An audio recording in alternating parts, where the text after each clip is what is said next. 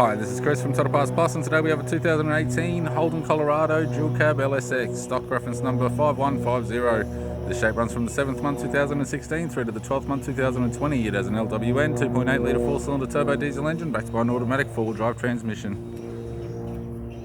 LWN 2.8 litre 4-cylinder turbo diesel engine. We have a set of aftermarket Hustler 17-inch alloy mags with good tyres, pair of clear view power door mirrors. Left front door appears to have no damage. Left rear door has one small dent. Left rear 17-inch Hustler alloy mag with a good tyre. It has rhino roof rack with an awning. Left hand tail light. Park sensor type rear bumper. Factory fitted tow bar supplied with all bolts, brackets, loom and neck. Tailgate appears to have no damage. Right hand tail light.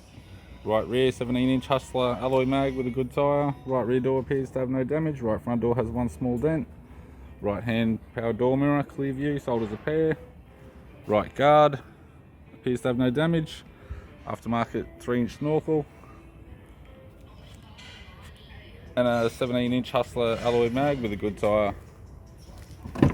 We have the driver's side door trim, power window master switch.